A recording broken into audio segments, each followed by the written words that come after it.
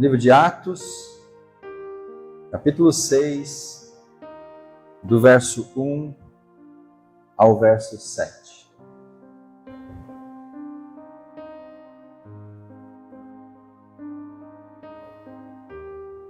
Nós estamos, meus irmãos, numa série de mensagens que tem como uma premissa a igreja que é guiada pelo Espírito Santo, ela cresce. Essa é a premissa dessas mensagens. E nós já enfatizamos como ferramenta para o crescimento da igreja a oração.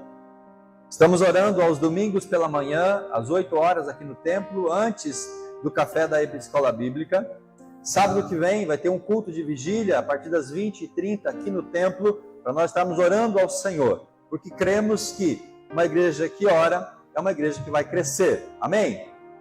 Domingo passado nós falamos que a comunhão é também uma ferramenta para o crescimento da igreja. E desafiamos os irmãos durante a semana a ter encontros de comunhão para poder estreitar esse relacionamento. E hoje, nessa terceira mensagem desta série, eu quero abordar o tema do serviço. A igreja, que é guiada pelo Espírito Santo, ela cresce através do exercício do serviço, a prática dos dons por toda a igreja. Então, convido você a abrir a sua Bíblia e ler comigo Atos, capítulo 6, a partir do verso 1. Eu leio a Bíblia NVT. À medida que o número dos discípulos crescia, surgiram murmúrios de descontentamento. Parece uma questão ambígua. A igreja está crescendo, a igreja está florescendo, a igreja está prosperando, mas há murmúrio, há descontentamento. Há uma ambiguidade aqui. Se queixavam dos de fala hebraica, dizendo que as suas viúvas estavam sendo negligenciadas na distribuição diária de alimentos. E eu não vou dizer para você que quem dividia ou distribuía os alimentos eram os apóstolos, ou seja, os apóstolos estavam sendo falhos, negligentes no serviço ministerial perante a igreja.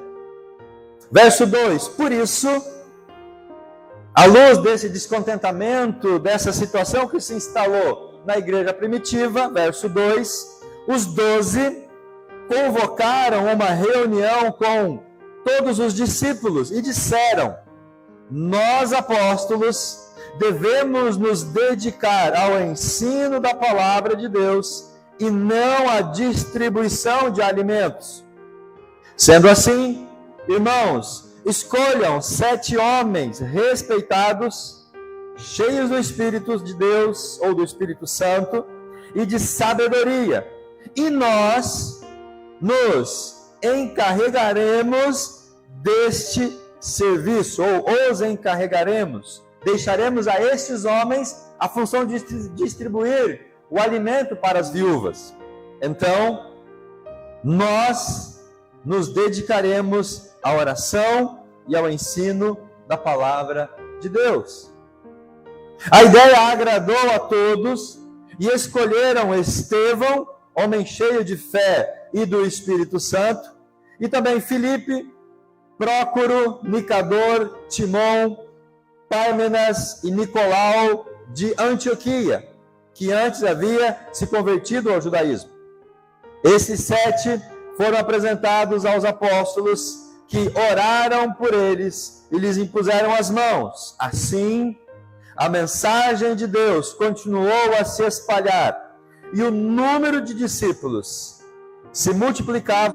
Uma igreja que é guiada pelo Espírito Santo, ela cresce pela prática do exercício do serviço por meio dos dons espirituais.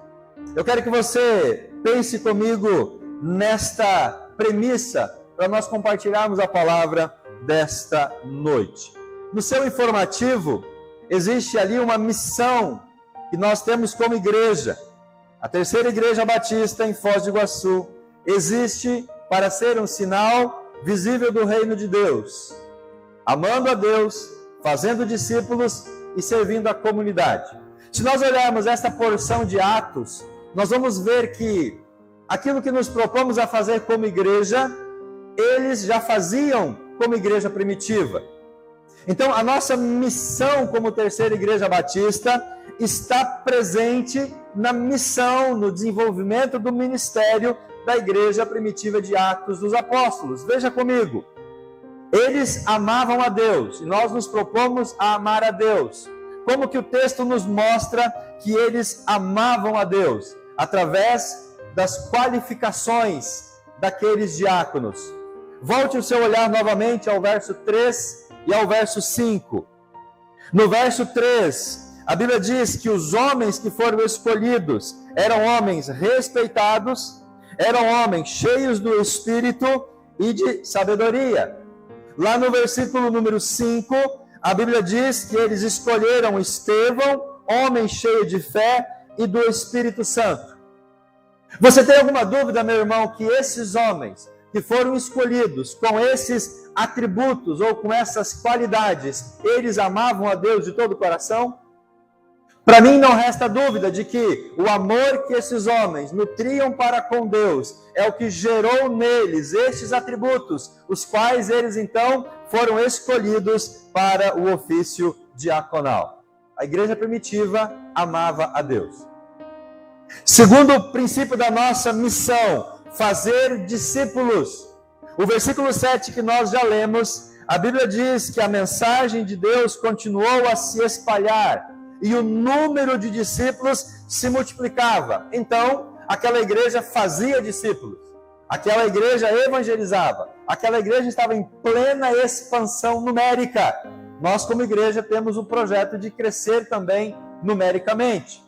E terceiro princípio da nossa missão, servir a comunidade. No versículo 1, nós temos então o motivo desta reunião e da instituição dos diáconos. E o motivo não foi muito promissor. À medida que o número de discípulos crescia, surgiu murmúrios de descontentamento. Havia uma falha na distribuição, não na captação. E a partir dessa falha da distribuição, é que então os discípulos vão eleger os diáconos para suprir essa necessidade, para corrigir esta falha, para que então aquela igreja pudesse servir a comunidade com eficiência e com excelência, para que não ficasse nenhuma pessoa, nenhuma viúva sem receber a porção de alimento. Então, meus irmãos, nós vemos aqui em Atos capítulo 6, numérico, vai surgir demandas, junto com o aumento de números de irmãos, discípulos. Eu estou chamando aqui de demandas para não usar a palavra mais pejorativa, murmúrio de descontentamento.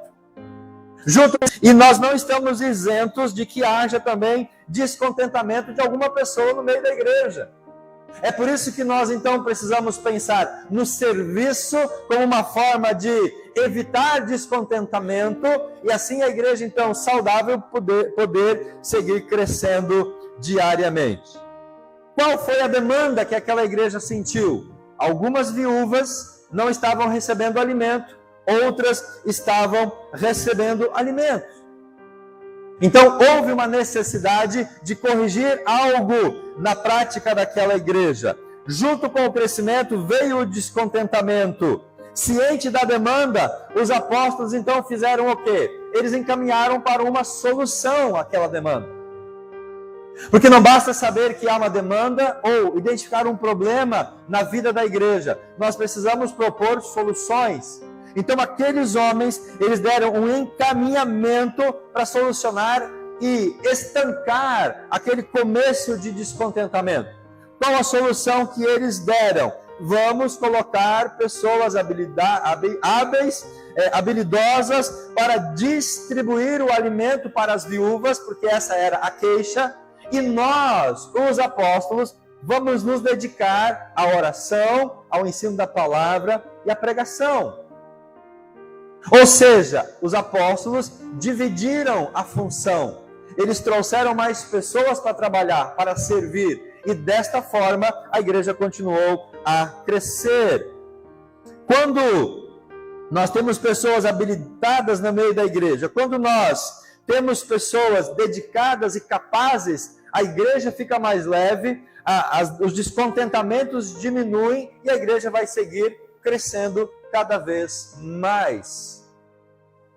Se há um elemento que mina o crescimento da igreja, esse elemento é murmúrio, é descontentamento, é reclamação. Isso, meus irmãos, vai minando a base da igreja e vai impedir o seu crescimento. A igreja continuou crescendo a partir dessa solução que os apóstolos deram. O verso 7, nós temos essa informação. A igreja se expandiu, a igreja cresceu porque eles foram eficientes. E aí nós vamos para o texto de 1 Pedro, capítulo 2, versículo 9, aonde Pedro vai dizer que todos somos sacerdotes. A igreja cristã evangélica protestante tem um princípio aonde todos são sacerdotes. A igreja não tem um corpo sacerdotal, um corpo de liderança que faz tudo. A igreja, ela é abençoada pelo dom e o talento de cada um que serve nesta igreja. É o princípio do sacerdócio universal de todos os crentes. Então, meus irmãos, uma igreja que cresce guiada pelo Espírito, ela cria demandas, ela oferece condições, ela capacita as pessoas, ela seleciona líderes, comissiona esses líderes para que eles possam servir e dessa forma a igreja crescer. Amém?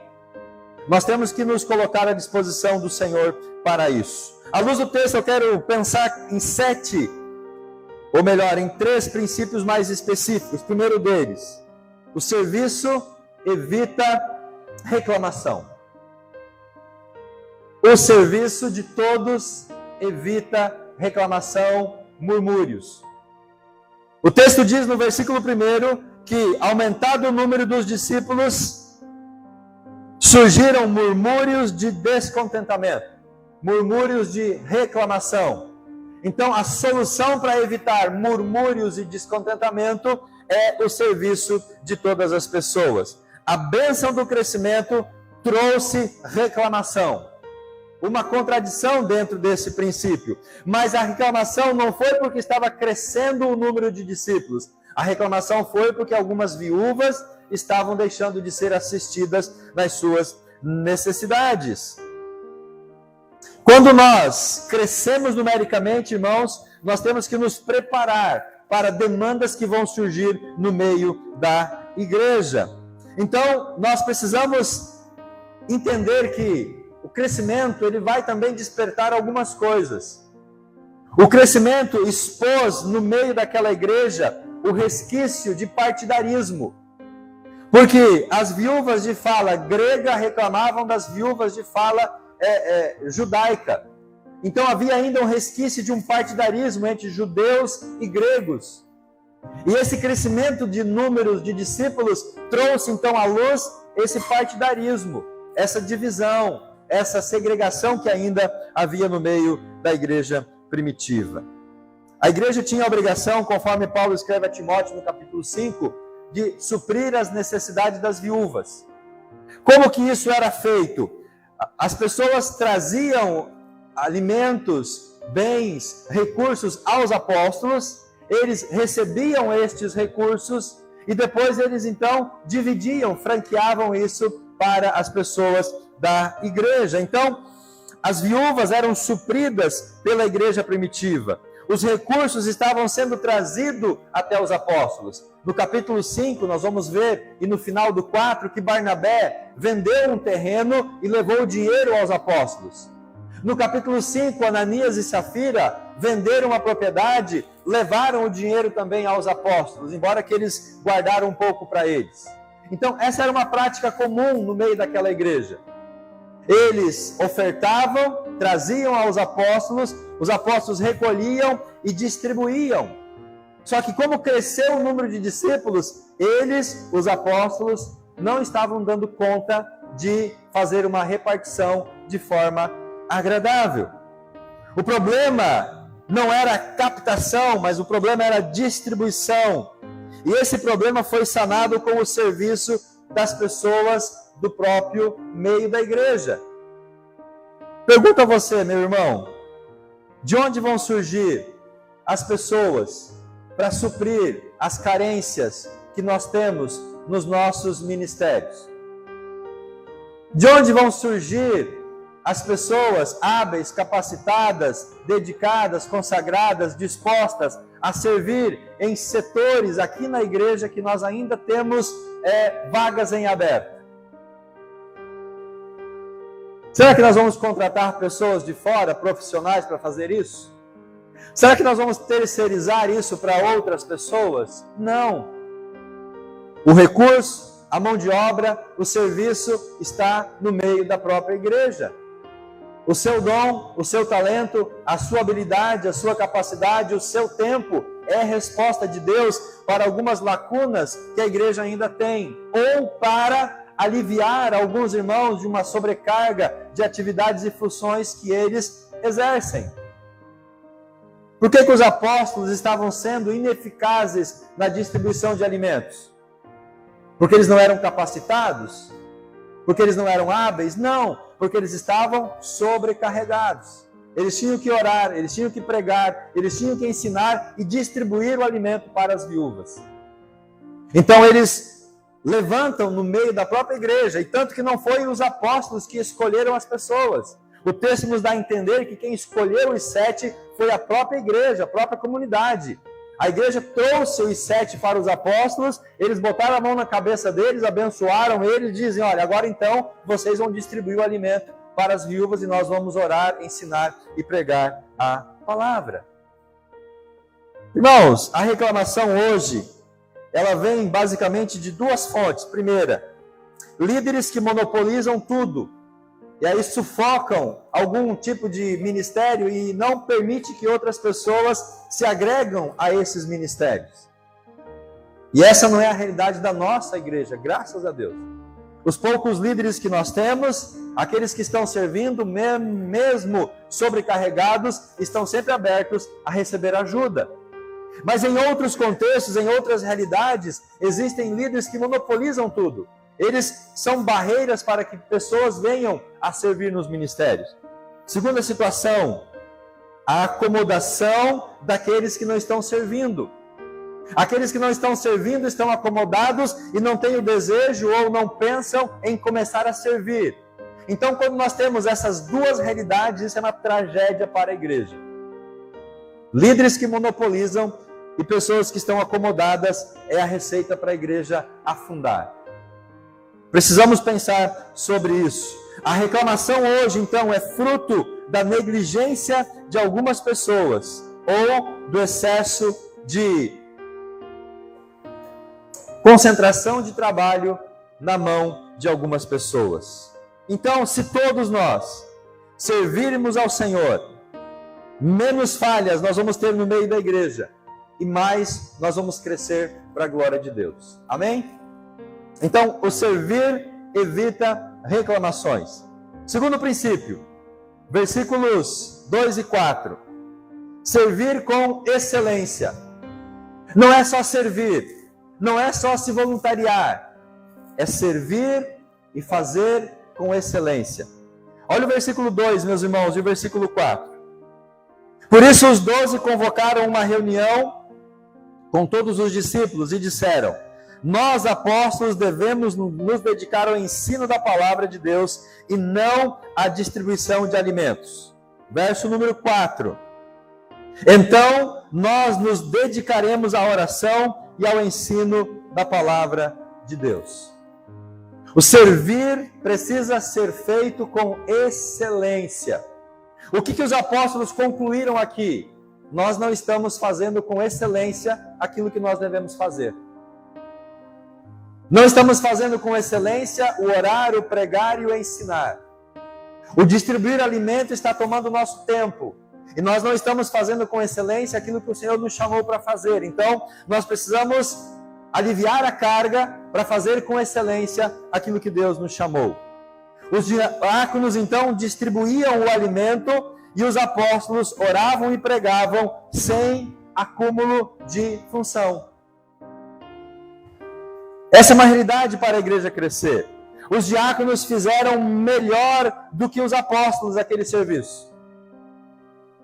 Os diáconos foram mais eficientes do que os apóstolos aquela tarefa. Porque quando alguém está atarefado, sobrecarregado, por mais que ele faça o seu melhor, ele vai ser ineficiente. Então a solução é aliviar o fardo, aliviar a carga. E foi isso que os apóstolos compreenderam. Distribuir alimentos não era uma tarefa menor ou uma tarefa pequena, indigna, não.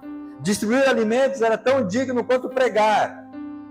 Mas eles entenderam que eles precisavam se dedicar a algo e podia ter outras pessoas a fazer melhor a distribuição daqueles alimentos. Aquele serviço de dar alimento para as viúvas era tão digno quanto o serviço dos apóstolos. Paulo, em 1 Coríntios 12, Efésios capítulo 4, e o pastor Cláudio, na classe da escola bíblica sobre os dons espirituais, nos ensinam que os dons, eles servem para a igreja, ou Deus derrama dons sobre os membros, as pessoas, para que as pessoas sirvam à igreja e não a si mesmas. Seu dom, a sua habilidade não é para o seu crescimento, para a sua autopromoção. Seu dom, seu talento, a sua habilidade é para o crescimento e a edificação do corpo de Cristo, que é a igreja. Em última instância, o dom não é para o meu benefício próprio. O dom é para o benefício da igreja do Senhor. Todos têm espaço na igreja. Por isso nós devemos fazer com zelo e dedicação, seja apenas uma tarefa que nós nos propusemos a fazer. Quando nós lemos Jeremias, capítulo 48, versículo 10, irmãos, Jeremias ele vai dizer: maldito todo aquele que fizer a obra do Senhor relaxadamente. Aquele que não faz com excelência, aquele que não faz com eficácia. Então, muitas vezes, irmãos, e aqui eu falo como pastor, muitas vezes vai ser mais saudável para você deixar de fazer alguma coisa para fazer menos e fazer com mais excelência. Porque quando nós estamos muito sobrecarregados, e eu falo de experiência própria e por observar alguns irmãos da igreja, essa sobrecarga ela impede a excelência, o máximo do potencial, e impede com isso também o crescimento da igreja. Então Jeremias ele nos traz essa atenção: não faça a obra do Senhor relaxadamente, faça com eficiência, dê o seu melhor, porque você será abençoado por isso. E a pergunta é: estamos sendo servos bons e fiéis à luz de Mateus 25, verso 21 e 23? Estamos sendo servos bons e fiéis naquilo que Deus colocou para que eu faça no meio da igreja, para o crescimento da igreja? Ou eu estou escondendo as minhas habilidades e os meus dons? Eu estou enterrando eles. Não estou servindo a Deus com aquilo que Ele me capacitou.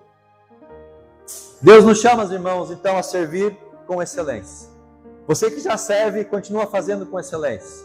E você que ainda não está servindo, se propõe a servir, para que você também possa glorificar ao Senhor. E terceiro item que eu quero destacar: servir requer requisitos espirituais.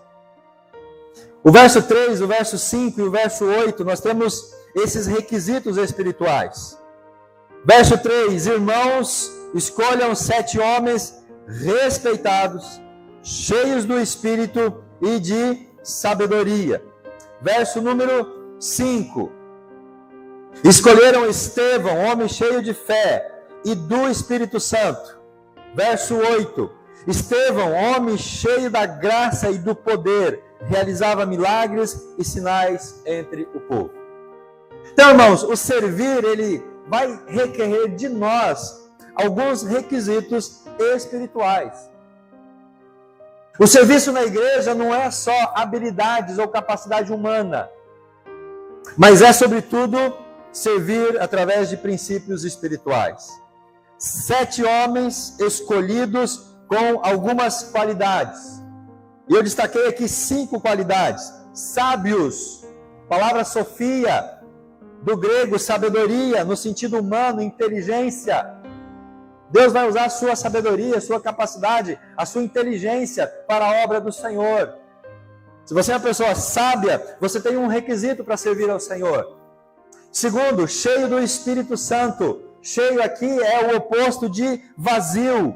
Cheio tem a ideia de completo, de pleno, de ser perfeito. Quando a Bíblia diz, enchei-vos com o Espírito, não vos embriagueis com o vinho, a ideia é de nós estarmos plenos do Espírito, para que o Espírito potencialize as nossas habilidades humanas. Terceira, bom testemunho. Aqueles que tiveram uma experiência, aqueles que viveram, aqueles que presenciaram, aqueles que se encontraram com Jesus, se converteram verdadeiramente, e agora a partir desse encontro, dessa experiência pessoal, a vida deles é uma vida de um bom testemunho para a sociedade. Líder precisa sempre dar um bom testemunho em todo lugar onde ele estiver. O líder precisa ser uma referência, ser um arauto, ser um farol das habilidades espirituais. 4. Ser um cristão, ser convertido, nascido de novo, batizado e que se dedique ao Senhor. Aqueles que foram escolhidos aqui, muitos vieram do judaísmo, mas se converteram. Alguns gregos deixaram as religiões e se converteram. Então, a liderança, ela vai requerer de nós um encontro pessoal, uma verdadeira conversão, uma verdadeira salvação. E 5, cheios de fé, cheios da graça de Deus, que influenciam outras pessoas, que despertam virtudes cristãs nos outros. Então, irmãos, essas habilidades, elas são importantes para o nosso serviço ministerial. Esses requisitos espirituais são imprescindíveis. E depois Paulo vai escrever a Timóteo, trazendo uma série de outros requisitos para os diáconos. Então, quando nós nos propomos a servir ao Senhor, nós temos que pensar que Deus vai requerer de nós alguns princípios, alguns requisitos, sobretudo espirituais. Mas, pastor, e as habilidades humanas? E as habilidades naturais? E os meus cursos de formação? E a minha faculdade? E o meu doutorado? E o meu pós-doutorado não servem para nada? Servem, desde que eles sejam cobertos com esses valores espirituais. Desde que eles sejam potencializados por essas virtudes cristãs. Porque no reino de Deus, o primeiro pré-requisito é sobretudo espiritual, e depois a habilidade humana. Então não desprezamos qualidades humanas, mas estas associadas às espirituais vão potencializar o seu serviço. Se você tem formação administrativa, se você tem pós-graduação em administração, se você tem doutorado, MBA em administração, você é uma pessoa convertida, dedicada, consagrada, você vai ser um excelente administrador da igreja.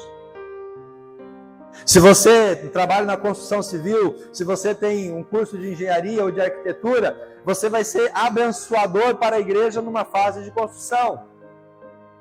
A sua habilidade humana, o que você trouxe de bagagem humana, de formação, vai ser potencializado pelo Espírito e usado para a glória de Deus. Então não desprezamos a formação humana, mas a formação humana, ela é potencializada pelo Espírito Santo. Mas, irmãos, o primeiro critério para servir sempre deve ser espiritual. O primeiro critério sempre deve ser espiritual. E muitas vezes a igreja peca nesse princípio. Eu vou dar um exemplo aqui, e os irmãos que se enquadrarem no exemplo, não se ofendam, é só uma questão de exemplo. E não que vocês não sejam habilitados para isso. Exemplo, para trabalhar com crianças na igreja. Qual que é a primeira sondagem que a gente faz no meio da igreja? Se tem professor ou professoras. Porque entendemos que se a pessoa, os irmãos que são professores, estão habilitados para trabalhar com crianças na igreja. E essa matemática nem sempre é assim. Até porque, muitas vezes, você que é professor a semana inteira na escola, quando chega na igreja, o público que você não quer ver é criança. Estou certo, meus irmãos? O público que você quer à distância é de criança. É um exemplo para a gente entender que a procura de líderes para ministérios na igreja não parte de um princípio humano, capacitação humana, mas parte de um princípio espiritual. Lógico que a sua formação pedagógica, a sua formação em psicopedagogia e todas as áreas de educação, Os seus anos de experiência numa sala de aula vão contribuir para o ministério infantil, vão contribuir, mas não é o pré-requisito primário, assim como todos os outros pré-requisitos do ministério. Então, o primeiro critério a servir é espiritual. O currículo não substitui a salvação, a regeneração e o compromisso com Jesus. Em qualquer área de ministério da igreja, o currículo, a formação, o diploma não substitui uma verdadeira conversão, uma genuína transformação e um compromisso com o Senhor Jesus Cristo. Diante disso, meus irmãos, o que aquela igreja experimentou? Versículo 7. Assim, com a solução do problema que surgiu com o crescimento, e a solução do problema foi o serviço dos diáconos e da igreja, com os apóstolos se dedicando a pregar, ensinar e orar, assim, a mensagem de Deus continuou a se espalhar e o número de discípulos se multiplicava em Jerusalém e muitos sacerdotes também se converteram. Uma igreja que é guiada pelo Espírito Santo, ela vai crescer através do exercício, do serviço e dos dons espirituais. O crescimento da igreja vai revelar saúde espiritual. Igreja doente não vai crescer espiritualmente e nem numericamente. Uma igreja que está saudável, que é guiada pelo Espírito, ela vai crescer numericamente. A igreja de Jerusalém, ela orava, ela tinha comunhão e ela servia com os seus dons. Deus nos chama para servir. Deus te chama para servir. Amém?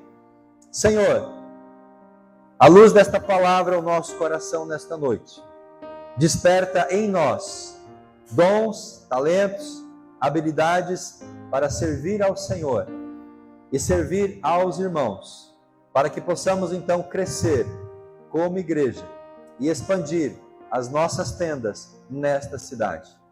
Aqueles que já estão servindo, que possam continuar, se dedicar, fazer com zelo, com dedicação, com afinco.